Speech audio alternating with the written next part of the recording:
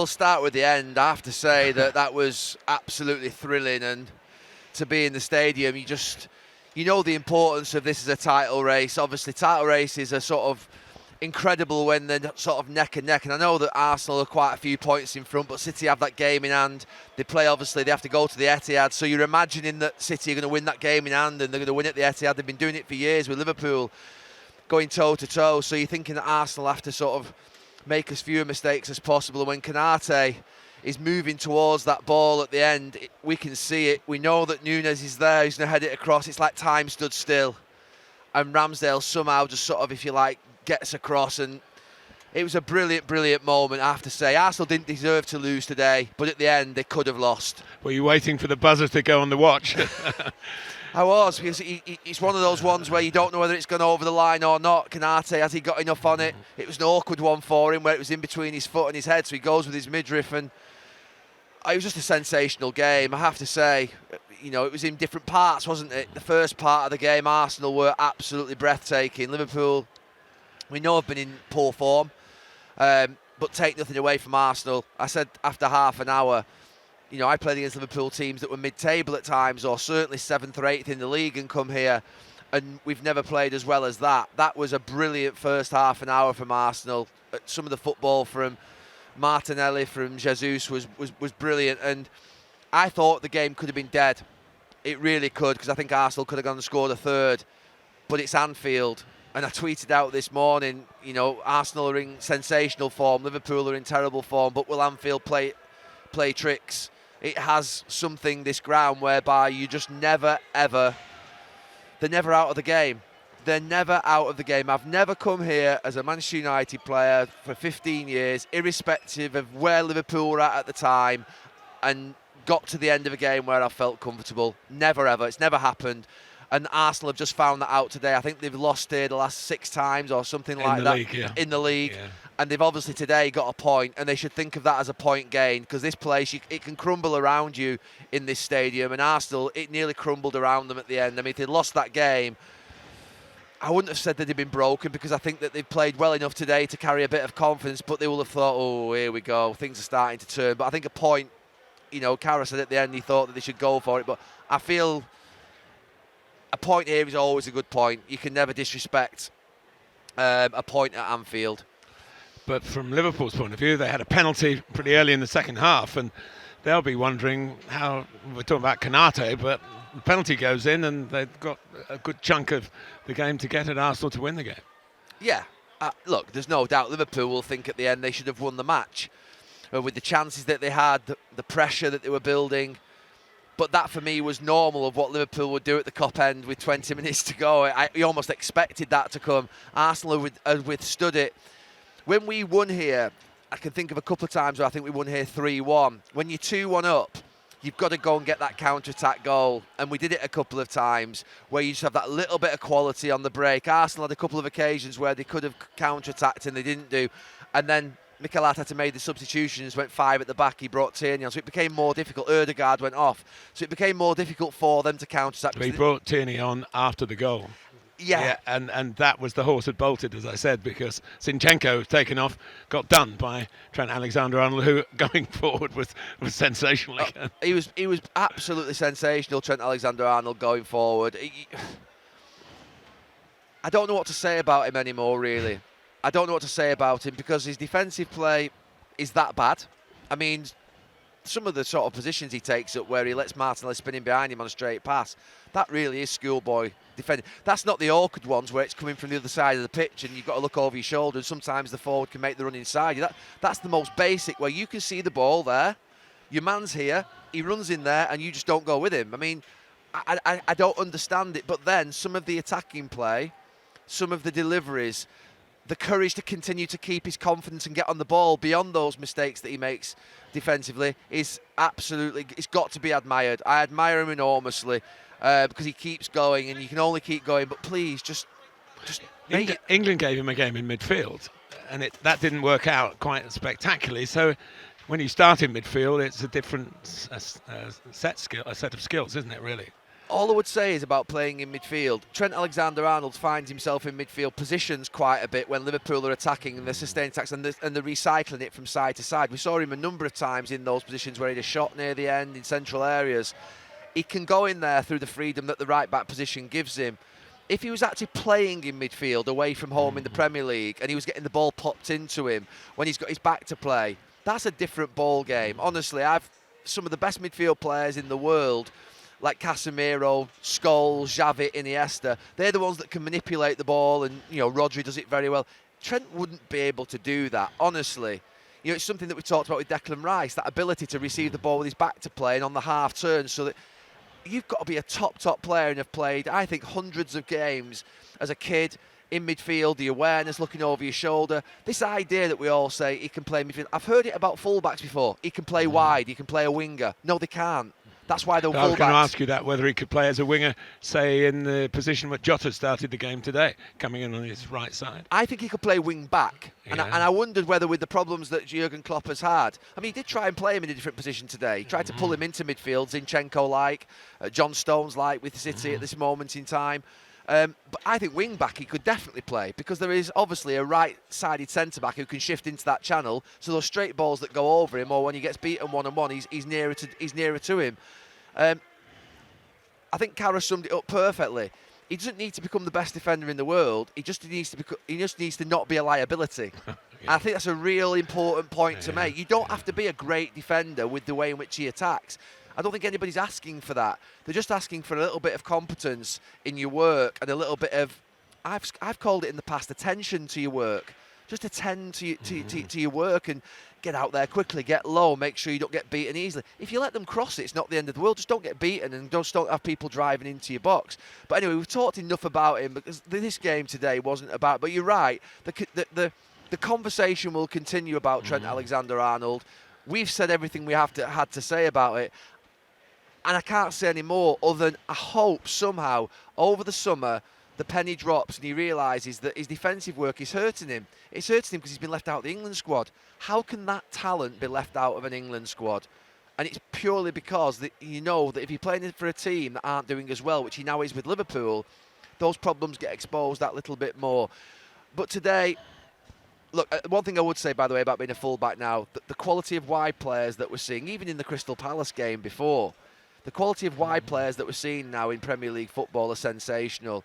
The speed, the trickery, the skill. So it's harder than ever to be a fullback defensively, I think. But that's got to be dealt with. But this game today was absolutely wonderful. We've got 6 more weeks of this.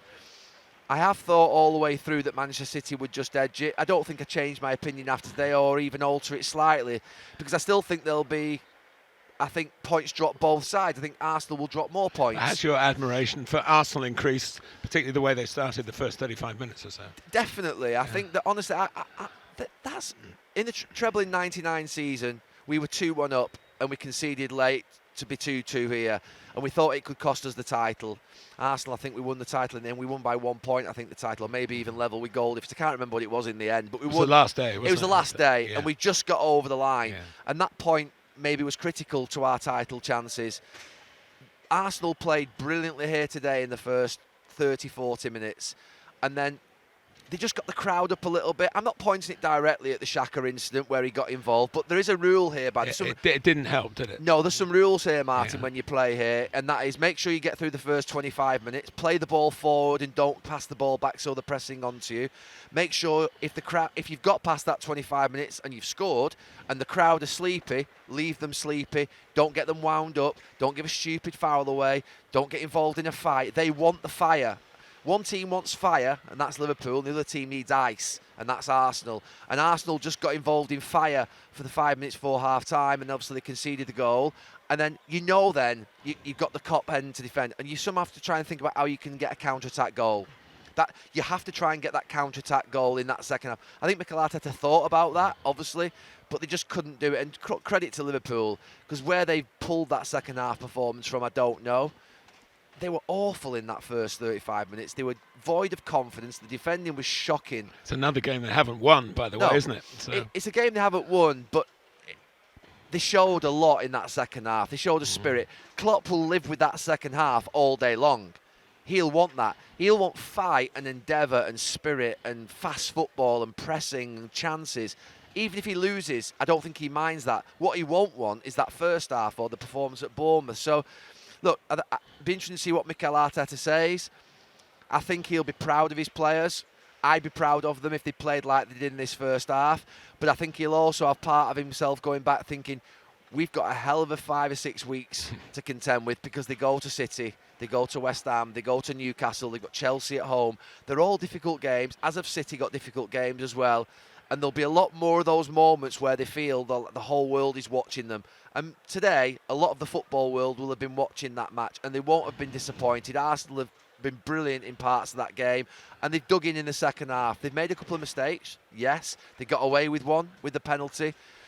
But all in all, I think if I was an Arsenal fan, I'm going home thinking I'm proud of my team. I'm not going home thinking, oh, we've blown it there. Don't start thinking that. This is not a moment for Arsenal fans to lose doubt. You can draw here, you can lose here in any season, no matter how good you are.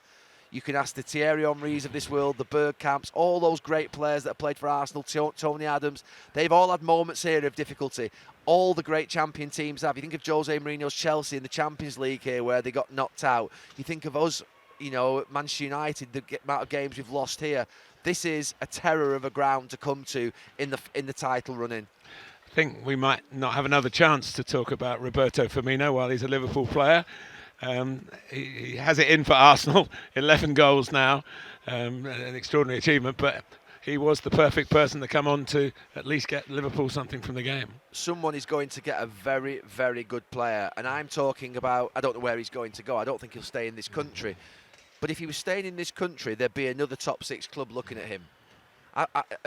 You were at Chelsea on Tuesday evening. I thought he played really well in that first half. I thought some of his touches, you talk about receiving the ball with your back to play and being able to move it, and then creating that space where he draws centre-backs out, and all of a sudden the runs that go in behind him. I think he's an absolutely sensational player, Roberto Firmino. I mean, what he's done here at Liverpool has been fantastic. He's obviously losing, a little bit of his physicality, but his skill's still there, his composure's still there, and a lot of teams need that type of player up front. Well, we did mention Firmino won the ball, Salah played it in. Where was Mane? It was Darwin Núñez, and that was another big moment in the game. Yeah, you didn't fancy him, did you? Núñez going through, you never for 1 second thought he's going to slip this past Ramsdale, he's going to Thierry Henry, set it out into that far corner. He's scruffy in front of goal. He's rough around the edges, shall we say. He's got the raw ingredients, which is obviously the pace, the strength, the willingness, all the things you'd want from a striker. He presses well, but he's got to find that little bit of composure in front of goal. That Daniel Sturridge spoke really well about it the other day, and I've heard it before. He's got to develop a type of finish in different areas that is like a default finish that he goes to. You knew when Thierry Henry was in that side, he would go into that far corner. You just don't know what Darwin Núñez's finish is yet. He sort of, I don't think he knows himself, and that's something that really needs to work on. He's obviously in his first season. It's a big price tag. They probably expected more goals from him, but what they're seeing is the ingredients of a football player that they're like. Klopp likes runners. He likes people who are willing. He likes people who press. He likes people who've got high energy. So all those things are there. It's just that other bit. And I have to say that you can develop that. You can develop it. We've seen Marcus Rashford this season, I think, score 30 goals, and you could argue at times he was maybe a little like that, in the past couple of years, where this season it's all connected for him, and Darwin Núñez has got to do the same. Erling Haaland. Well, we need to talk about Manchester City and obviously talking about different types of finishes. He's stolen the headlines for the weekend, hasn't he? A bit of a mirror image of Wayne Rooney's goal in the Manchester derby, I thought at the time. Yeah, it was a sensational goal. And look, City are playing a proper team now. They've got a proper back four. They've got their midfield three, Gundogan, Rodri and De Bruyne. And then they've got Haaland with Grealish and Mahrez, or Grealish and whoever it is along. It looks like Pep said, right, now here we are. We're into the business end of the season, and they're really sort of purring. And the performance against Liverpool last week, the performance yesterday was fantastic. They're hitting the form at the right time. What do you make of the John Stones role? Is that another Pep tweak? He said Kyle Walker can't play it. No. So that sort of takes out an orthodox right back? Well, he wants the role being played. I think he's right. Kyle Walker can't play it. And I think he's also right not to have Rico Lewis or Bernardo Silva doing what they were doing for a few weeks, where I thought that just made them too open on that far side. So I think he's now got the sort of right, if you like, person there, John Stones, who I think has played that holding midfield role before. He's composed on the ball. But it gives them a solid back four when they need it as well, which you need on a title running, because you've got to keep clean sheets and you've got to not concede goals. So I think from that point of view, I think that Pep's got the blend right. And when I said a good few weeks ago, I feel like he's messing around a little bit, it was when he was playing Rico Lewis or Bernardo Silva, and they were drifting into midfield and then going out to left back, and it just looked completely wrong, the shape of the game. But I think now it looks like he's settled on something. And you're playing Bayern Munich, you're going for a title running, you've got semi-finals of the FA Cup. This is not a time for experiments, it's a time for making sure that when you are defending, you've got a solid back four, but also, most importantly to Pep, is making sure they've still got players who can control the game. And with Rodri and Stones in there, I thought they were brilliant against Liverpool last week. I thought Henderson and Fabinho didn't know whether to go to them two or actually watch De Bruyne and Gundogan in those spaces behind. They got caught in between both. So that was really interesting. But I think John Stones, he'll like that position. He obviously wouldn't just like it as a conventional right back, I don't think. I think he'd like the idea of coming into there. But City look good at this moment in time. They've got Leicester, I think, next Saturday. Can put pressure on Arsenal, get within 3 points of them. And then Arsenal go to, I think, West Ham on Super Sunday, 2 o'clock kickoff, which, look, Arsenal should win that game. But they'll need to get back on the bike quickly after this. And obviously they're not sort of falling off the bike completely. But, you know, they've dropped 2 points, even though I wouldn't class it as a drop 2 points. But they'll think of it as, we can't afford to slip up at West Ham, because they have got games against City and Newcastle away. They're likely to drop points in those 2 games. You just feel that could happen, the way in which Newcastle are playing and the way in which Manchester City are at home. So they've just got to make sure they do well in their other games.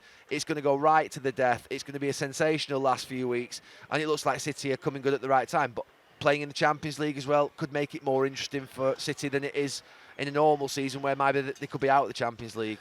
Behind them, Newcastle and Manchester United and Spurs all won in differing ways.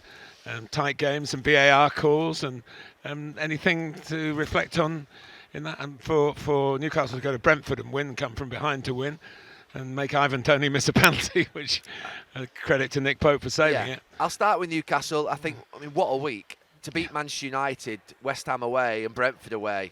That's a tough week, and to get 9 points, that's a brilliant performance. I didn't have them down as top 4 probably 3 weeks ago. And even if after the United game, I'd have thought, well, they've got 3 tough away games now, West Ham, Brentford, and I think Villa next Saturday. Yeah. You'll probably drop points in that, and it'll give Tottenham, Liverpool maybe a chance. But I think looking at them now, watching them closely last Sunday against Manchester United, where I thought they were absolutely brilliant, I think they will finish in the top 4 now, just because of the confidence will be so high. Manchester United are really difficult. I thought they were really poor against Newcastle last Sunday. I thought it was a really bad performance. But what they do under Erik ten Hag is respond, and they bounce back. And I've been really impressed with the fact that I thought they were far better than Everton yesterday. They should have been 6 up at half time. But getting through that game against Brentford in midweek and winning 1-0 was really important. And I think 6 points out of that week doesn't look as bad now, considering how it started. So I think one thing under Erik ten Hag, whether they get beat 7-0 here, 2-0 at Newcastle, against City, they got beat obviously earlier, they do respond and they do come back, and they've got something about them that will mean that they will finish in those Champions League spaces. And then for Tottenham, well, it was by hook or by crook, wasn't it? I mean, obviously we've seen the apologies this morning. Brighton, you can't help but feel for. It seems to continue to keep happening to them. But Tottenham, it gives them a chance. They're still in there. I mean, Harry Kane finishes that last one brilliantly. 2 things happened while we were doing the podcast last week. Brendan Rodgers got the sack. Graham Potter got the sack. And both of consequences. Just go to Leicester first, because they are playing City next week. They had 2 home games, and they've lost them both. And it doesn't seem a very wise move. And what was your initial reaction to? Was it time up for Brendan? Well, I have to say that I think if you're going to sack a manager at this stage of the season, there's obviously an element of panic and desperation. No club, no owner wants to do it. But it means that you feel like you're in trouble and you need a change. But if you're going to make a change, you've got to have that change lined up and ready to go. I mean, it's not like Chelsea. Chelsea obviously a mid-table type thing, but they've got Champions League games coming, so that theirs is a little bit scruffy. But Leicester's looks like a little bit reckless. And it looks like it could cost them, and they've got to deal with it very, very quickly. There's talks of Jesse Marsh coming in. But I have to say that to get rid of Brendan Rodgers without knowing what your plan is, which it looks like that's happened. And maybe we don't know what's gone on, whether there was a point. I mean, Brendan's been managing with one hand tied behind his back financially by the looks of it. He has. Look, do you stick or twist? Nottingham Forest are sticking at this moment in time, and they're getting dragged into it. Leicester have jumped. Southampton jumped. Everton jumped. It does look like there's an element of you're better off staying, though, I think. Well, especially with somebody like Brendan Rodgers, who's dealt with a lot of these situations before. You're better off staying if you're not quite sure what you're going to do. Yeah. I think if you're sure what you're going to do and you've got someone lined up, you probably go for it. But when you haven't got anyone lined up, you're probably better off sticking with what you've got, because the risk is that it ends up even worse. And there is a chance here with Leicester that this could go badly wrong. And no one was even talking about Leicester a month or so ago. I mean, Bournemouth, what are they doing? I mean, we all said Bournemouth and Southampton, but Bournemouth now looking like they're... And they should have won it by 4 or 5. Yeah. Credit to Gary O'Neill, who's not had a job in management before, and he's doing brilliantly, as you say. And he was seen as the weakness, Gary O'Neill. All of a sudden, he looks like he's becoming a strength. So, look, sometimes patience works, sometimes it doesn't work. We've seen it flip-flop either way, haven't we, over the years? But one thing you have to do, I think, is be definite. If you're going to sack a manager, then you have to make sure you're doing something else. You can't just leave. I mean, what Tottenham have done with Conte and then leave instantly, it looks a little bit, doesn't look right. Chelsea, I'm a little less critical of it. Yeah, what a Frank. I mean, that was probably the biggest shock of the whole lot, really. It was. No disrespect. No, but on a serious note with Chelsea, because the season's over, they are mid-table. Probably the only team not playing for anything other than the Champions League. But in the Premier League, they're not going to go down, and they're not going to get into Europe, it doesn't look like. So it's almost a case of who fronts the club in interviews for the next 6 weeks. What's the face of the club look like? And to be fair, they've just probably, they've probably got Nagelsmann or whoever else, Luis Enrique, lined up for the summer, and they thought we can't. Bruno doesn't want to do it to the end of the season. We can't have a situation where we haven't got a voice. And they've put Frank in, and Frank's taken it because obviously he loves the club. He's been there before. Yeah. And, at this moment in time, he's out of a job. So from Frank's point of view, he has a little bit of a chomp at the Champions League and can have a go at that and maybe have a cheeky little, run if he can and get past Real Madrid, which will be incredibly difficult. But that's the carrot there for Frank. I think if they were out of the Champions League and the league was as it was, I think Frank would have just told them to go away. But the Champions League, there is a chance, a small chance. Well, Roberto Di Matteo. Well, we watched it, Martin, didn't we? Yeah. We watched it to the end. You said it was in the stars. Is it going to be in the stars this time? Look, if you said to me that it'd be very Chelsea, wouldn't it? If Frank Lampard and Chelsea went and won the Champions League in the next 6 to 8 weeks. But I have to say, probably the only club that could do it from the position that they're in with. I actually thought they played well against Liverpool on Tuesday night. I actually thought the system looked good. Well, they could have done what Arsenal did, scored 2 early goals easily. Oh, they could have. Yeah. I mean, they were better than Liverpool by far. Liverpool, we know, are a different kettle of fish away from home than they are at home. But I thought from a point of view of Frank Lampard, he'll be thinking a little cheeky go at the Champions League, and in his back of his mind thinking, Real Madrid, I fancy the idea of a Champions League quarter-final against Real Madrid. I like the idea of that and taking on one of the great managers in Ancelotti, one of the great European teams, and beating them. If they get beat, well, everyone expected them to get beat. So I suspect that's why Frank's taking it, and obviously his loyalty to the club. But we'll be going home thinking of the wonders of the Premier League. Absolutely. Enjoyed today so much. The game was fantastic. It was everything that we expect in the Premier League at its best, and it just really sets up the next few weeks, which I think is going to be really interesting. Gary, thank you. Thank you.